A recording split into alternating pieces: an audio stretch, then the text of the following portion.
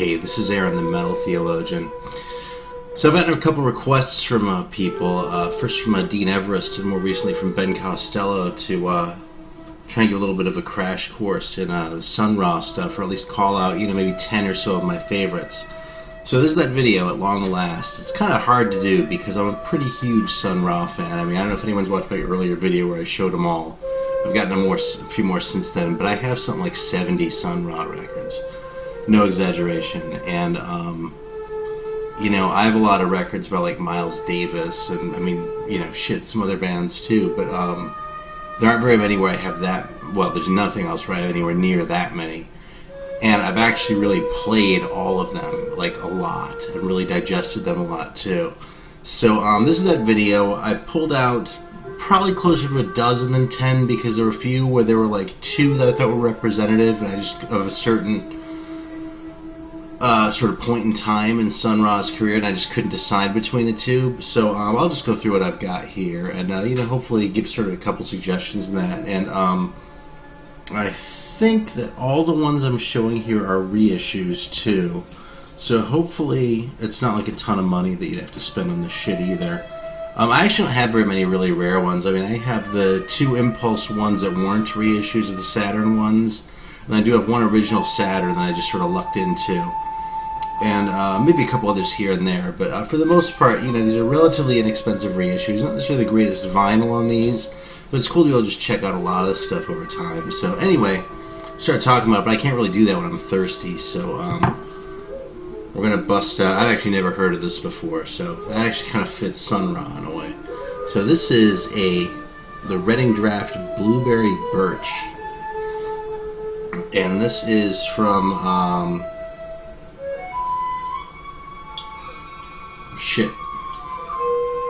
Reading, Pennsylvania. Should have known.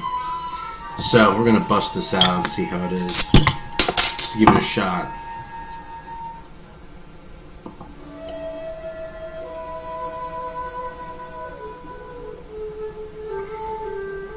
Man, before I even got to my mouth, it smells really weird. Like a birch beer is kind of like a stronger root beer, and like that with the blueberry thing is bizarre. It's really...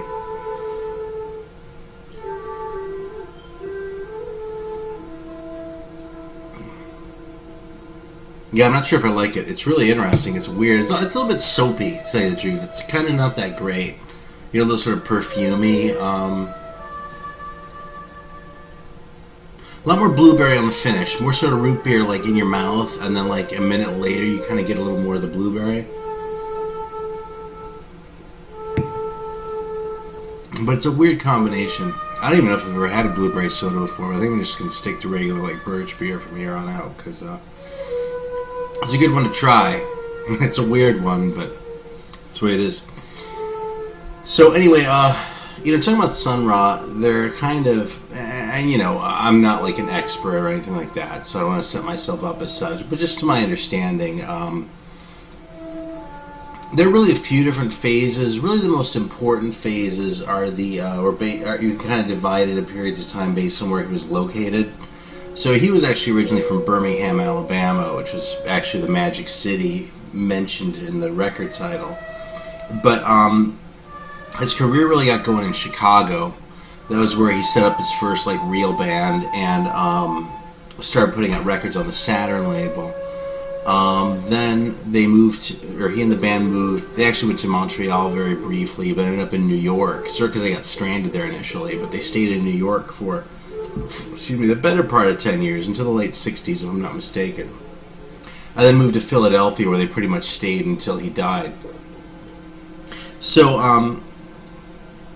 you can really kind of hear the different phases going through, and the location isn't really the only indicator, but just sort of as a very, very broad rule of thumb, almost all the records were on Saturn Records, which was his own label.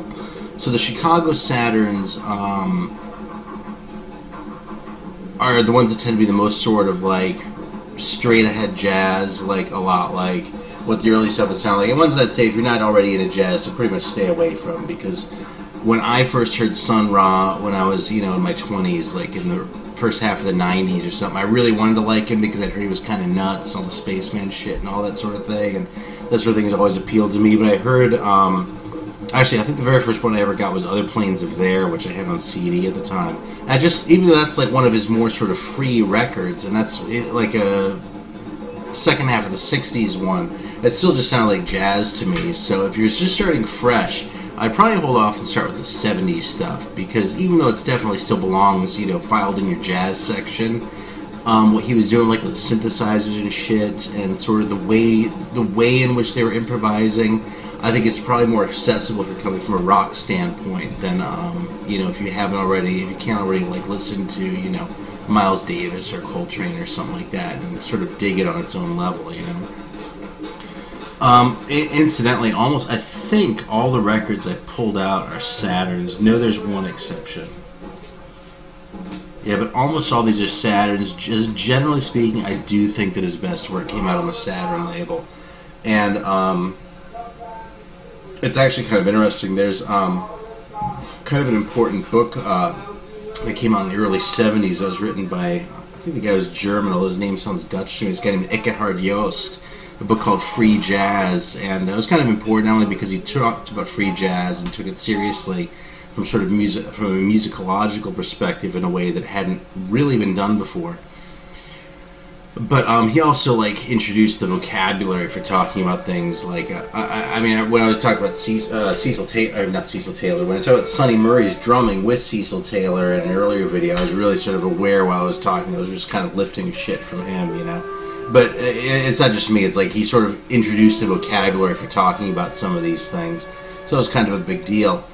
In this book, there's a chapter on Sun Ra, but just based on what was available, if you just read that and don't know anything else, you come away with a really sort of skewed perception of what Sun Ra's career was really like, what his records sounded like.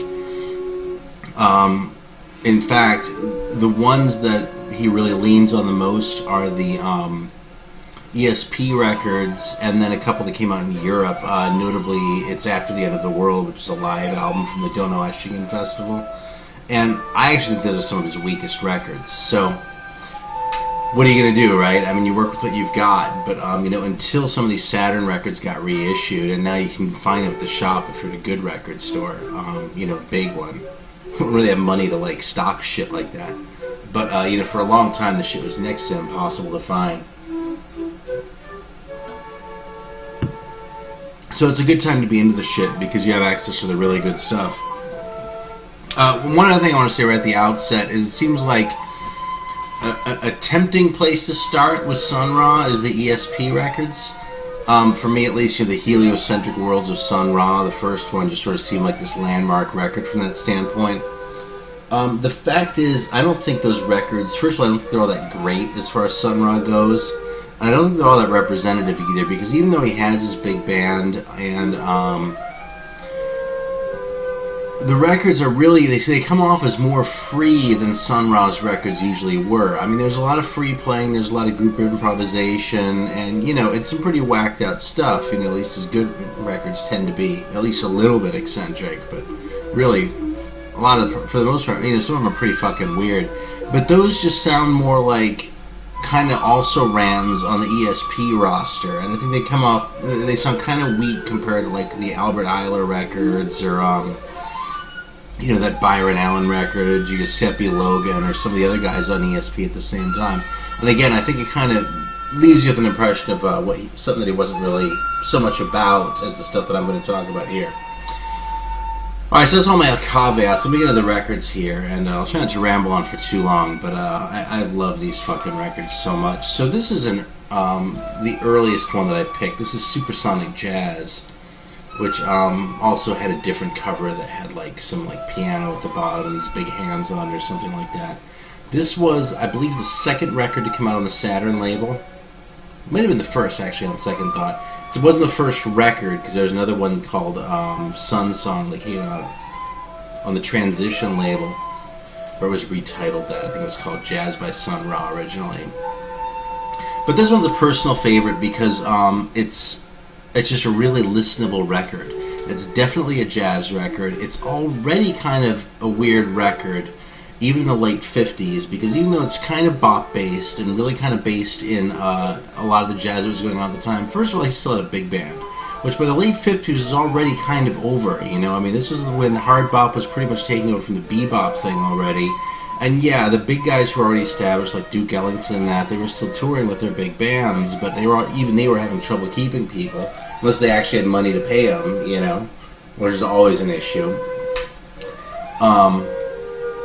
The other thing about it is that even though this record is like 1958, he's already using some electronics in it, which is very unusual. On some of the tunes on here, like India is one of them right off. I can't remember, but it's like you can hear some really primitive synthesizers already on this record. So if you already dig jazz and you like sort of the 50s stuff, this might actually be a good starting point, because it gives you a flavor of what he's about. He has the weird melody lines. I mean, a lot of these tunes are really, they come off as really hummable, as long as you don't actually try to hum them, in which case you realize the ranges are like 3 octaves or something like that, and they're just weirdly written, you know what I mean? But the stuff's really catchy. I mean, there's hand clapping in Kingdom of Not, and it's just a fun record. So yeah, I've played this a lot of times. So that's my early era one. That's definitely a Chicago one. Now, sort of right around the transition era, which is, you know, around 1960-ish. I think they moved to New York in 62 or something like that.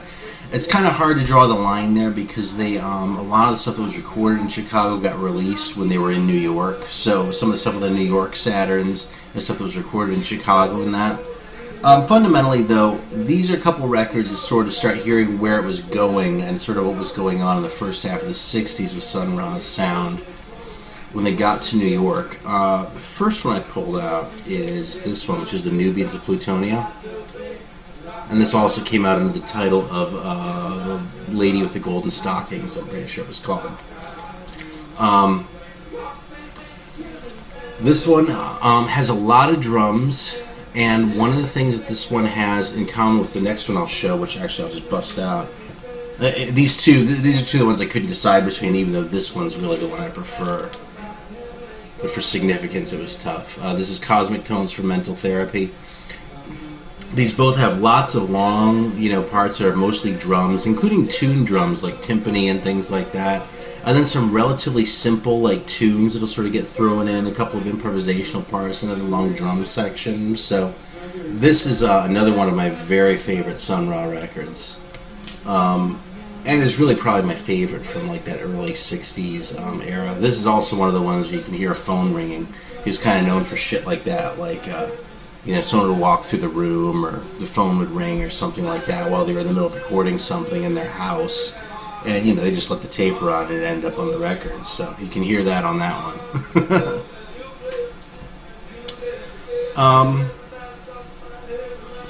Getting a little bit deeper into the 60s. Excuse me, man, it's that fucking soda. Getting a little bit deeper into the 60s, we get to, I'm not sure if these was actually recorded first. I think this one came out first. This one is kind of considered a classic. This is Atlantis. And the first side is, you know, what was kind of more normal for Sun Ra by this point, some sort of longer jams. Again, very listenable, which is unusual for stuff that's written in such a weird way with the improvisations, but the drums kind of propel the thing forward, and it just maintains that. Atlantis takes up all of the second side, and that's almost all like synth stuff, which is him playing on like a variety of different keyboards, just sort of creating these soundscapes with it, which makes it sound like New Age, but it's like New Age with a fuckload of notes, if so, because you know, he's playing his ass off, and it's just really cool stuff. The Magic City, which I mentioned before, would probably sort of be a sister album to this one, but I don't like that one nearly as much as this one. Atlantis just personally is a record that I like a lot more. This one is about the same time, within a year or two. This continuation, and this is one of the more recent reissues in here. This one's only been out, probably 3 years now, but a lot of these have been out for 8-10 years at this point. You know, they just repress them from time to time, so not that hard to get. This one, same deal, a lot of drums, a lot of long jams, and a lot of like sort of simple, like kind of abstract themes in here. Not as clear as, you know, and sort of melodic and sort of song-based as the earlier ones, like on the Chicago ones, like on, Supersonic Jazz, or for that matter, Jazz in Silhouette, which is another great fucking record of Sun Ra's in that Chicago era. So not quite as simple as that, but still kind of, you know, it moves forward, and it's just really listenable. I feel like I'm running out of adjectives. Starting into the 70s, so this is going to be, I think this one might still be in New York, but it's pretty close to the time when they're getting ready to go to Philadelphia. It still has a Chicago address, and Saturn still existed out of Chicago during the time they were in New York, so this is probably New York, but you can correct me if I'm wrong. This is the Night of the Purple Moon. This is one of my favorite ones for a synth sound, and this one has shorter songs again. This is actually a smaller group. Now, most of these are, again, the big band, which, you know, again, is mostly drummers, a couple horns, and that sort of thing, or some singers, like what you hear on this, which is people in the band singing, mostly. This one's actually just a quartet, with John Gilmore, who's his longtime sax player, Danny Davis, and Stafford James. He plays a Roxachord on this, which is an old synth that you don't hear on a whole lot of records. You know, plus a Moog and some other shit like that. Supposedly, actually, he was one of the first guys to actually get a Moog from Robert Moog because he was just so into it, and, you know, they made some sort of deal or something like that. So, anyway, that's a really happening record. That's a really hip-sounding record, actually. As far as Sun Ra being hip, this is a cool record to play when you have people over. Because it's listenable, it's just kind of, you know, kind of gets down. It's funky, you know. This one is a live one from, or it's part live, I think, from the early 70s then. And this is, again with the larger band, this is Universe in Blue. This is another favorite. The cover's taken from a flyer. It's actually, I think it was on the cover of Rolling Stone magazine with the same picture. Some really trippy pictures. By this time, June Tyson had actually joined the band, and so there were some actual songs that, like, she would sing with, you know, his crazy-ass lyrics and that sort of thing in that. This one has a song on it called Black Man, which is just one of my favorite songs from the whole catalog. Shit, did that record just end already? Yeah, dude, I gotta go flip the record. Shit, I didn't realize I've been talking that long.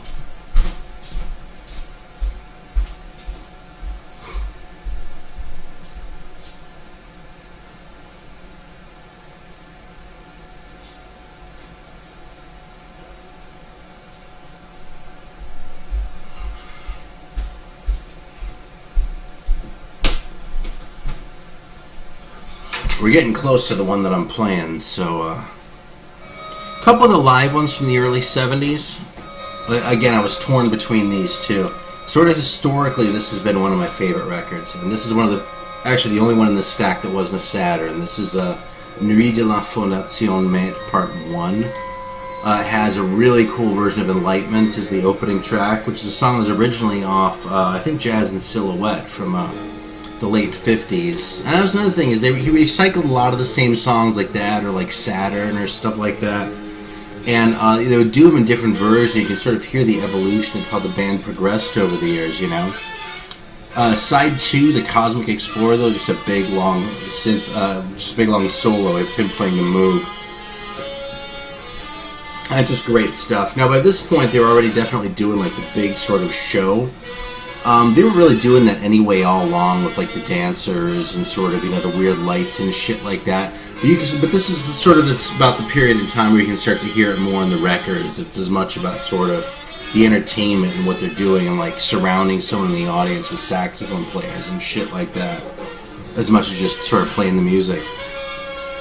The reason that was tied was because this one, even though this one just came out not too long ago, like earlier this year on Record Store Day, this one has very quickly become one of my very favorites.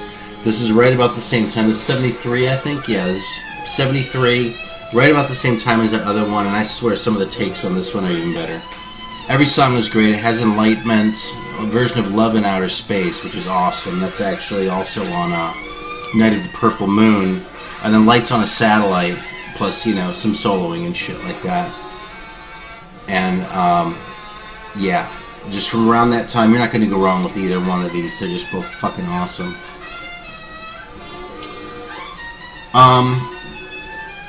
So I'm trying to differentiate. So we had the early ones, which are more like straight jazz. We had the sort of the 60s ones, which are kind of more in the free vein, but kind of really sort of more dominated by the drums. And then in the 70s, it sort of came to be more dominated by the synthesizers. Now, you're actually not hearing it now because it's all horns. But this one is late 70s, actually. And this is one we're listening to right now. This is the Soul Vibrations of Man. If I'm not mistaken, this is the last of the original Saturns. Like, after this one, or around the same time, he had a falling out with Alton Abraham, who was his partner in Chicago, who had been releasing the stuff, who basically been managing the Saturn label to the degree that it was managed. And then after that, when Sun Ra started doing the Saturns himself, that was when they really became a disaster. I mean, prior to that, it was a mess as far as catalog numbers and sessions just being thrown all over the place, like shit from the 50s being mixed with shit from the late 60s on a single record, and records getting pressed on the wrong sides and shit, like side 1 of one record and side 2 of a different record, and they just put all this shit out there, When Sun Ra started doing it, the Philadelphia Saturns were even worse, and they're even harder to find because they didn't have covers for the most part, and they were just distributed like even worse shit than the early ones. So a big shout out to Art Yard for putting some of this stuff out, because it's the only reason I have some of these last couple ones I'm going to show. This record's a little bit anachronistic almost for Sun Ra for the 70s, because it kind of harkens more to sort of the free stuff, like what's going on right now. But I'll still stand by what I said about being a little bit more synth-dominated, even though it had the whole sort of thing, because like right now you can hear there's some heavy key action in there, and it's kind of making the whole thing cohere in a way that the drums did in the 60s, so it's interesting. So the last two that I pulled out are really even more kind of synth-dominated, and you can kind of hear the influence starting to creep in from some of the funk stuff that was happening, like you can on Languidity, or which I saw someone else show recently. In fact, I think it was Ben who showed that, Ben Costello, but I could be wrong.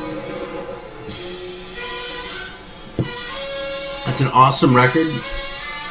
It took me personally a few listens to get into, because some of the sounds on it were so, I like to use the word smooth, but I've come to absolutely love that record dearly. Oh, that one on Jupiter even more so. I mean, some of that stuff is almost, people would say disco. I think it's maybe going a little far with it, but that's what it is. But you can hear that kind of vibe with sort of more focus on like a beat and that sort of thing. Although even though the beats are all weird and not necessarily in time or anything like that. So the first one of those that I want to show is Disco 3000. This one actually, don't let the title scare you off, because this is not a fucking disco record. Alright? Just take my fucking word for it. This one has, long solos. Again, it's a 4-piece band on this one. Has lots of solos, and it also has a lot of drum machine on it. Now, not in lieu of a drummer. Like, there's a full-time drummer in here, but you'll still have a drum machine going. And that's something that it has in common with this record, which I actually just listened to earlier, and it blew me away. I think this was actually a little earlier than that one, but this is Media Dreams. And again, these are sort of companion records to each other, in my head at least. Media Dreams and Disco 3000. I think they both recorded in the same sessions or something too, come to think of it. Like I said, I'm not a total expert. But these are both Art Yard reissues. They're a little bit harder to get. They tend to be limited, and in the States sometimes you have to get them as from overseas. But they are available, and compared to trying to find original Saturns of this late 70s shit, forget it. So this is just some great stuff. So after this, going into the 80s, there were still some really good records. There's one from like 81 or 82 called Beyond the Purple Star Zone, which again is mostly like, him sort of soloing on synthesizers and that. And then the last one that I think is truly great is really Hiroshima, which is I think 84. And that's just like a long like organ suite, like on a fucking real organ. After that, there was always a little bit of an element of sort of conservatism, you know, like the fact that he had played with Fletcher Henderson's group early on, you know, before he started his own thing, kind of would come out as far as his love for these old songs, and you know, not to slight the songs or anything like that, but when I put on a Sun Ra record, I'm not really putting it on to hear him do Take the A Train. And you start kind of hearing more and more of that sort of thing, him doing these sort of older standards later on. I think The Other Side of the Sun, which is right around 79 or 80, suffers because on account of that. Then later in the 80s, you kind of hear more and more of that. And like later on, there's one that came out so late that it was actually only came out on CD, if I'm not mistaken. But it's called like a tribute to Disney. And like, no shit, it's like Whistle While You Work and tunes like that. In a way, it makes sense, given this whole like space thing, this whole fantasy thing, and all that kind of shit. But it's not really for me. The last one I actually own is called Hours After, which I think is from '86. It has one great tune on it, but the rest is really just relatively boring. And then, you know, he died not that long after that, I think right around 90-ish, you know, give or take a couple years. So, as much as anything, these are just my favorites, you know what I mean? I've tried to sort of give a little bit of a sense of, you know, the eras and kind of how the progression went in. I mean, if you want to hit me up, I'll totally talk about this stuff in detail to the extent that I'm able to. I'm constantly trying not to ramble on too long in this video, since I already spent 40 minutes showing all my other shit in another video. But hopefully it'll at least, you know, give you a few pointers, give you a few covers to sit in your head, and maybe when you're poking around YouTube, go, oh yeah, that one was supposed to be really good, I'm going to check that out. You know, like I said, I have about 70. There's still some great ones that I've listened to on YouTube that I haven't found yet, either because reissues don't exist and originals are just too hard to find, or, well, or nothing. That's really it. And people still unearth shit. There's another label called Roratorio that's unearthed a couple of just sort of lost sessions for a while. Excuse me. I have one record called Symbols, which is probably a bootleg, frankly.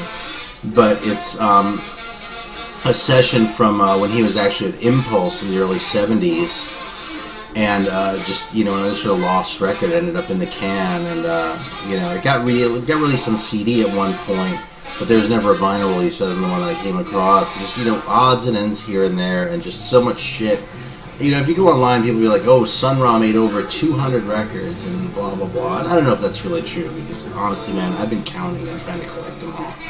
And it seems to me that if I have another, you know, 30 or so, I'll probably have more than enough. You know, I think I'm getting close. But, you know, if you really want to start counting all these sessions, there are a lot of live albums from the mid-'80s that have come out in the last 5 years or so. There's a label out of Russia that was doing some of that shit. You know, you can definitely keep on peeling that onion.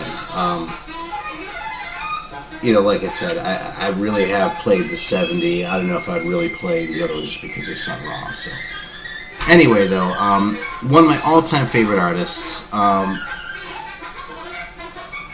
It's hard for me to think of someone, a musician or band that I love more than Sun Ra and Sun Ra's band. And,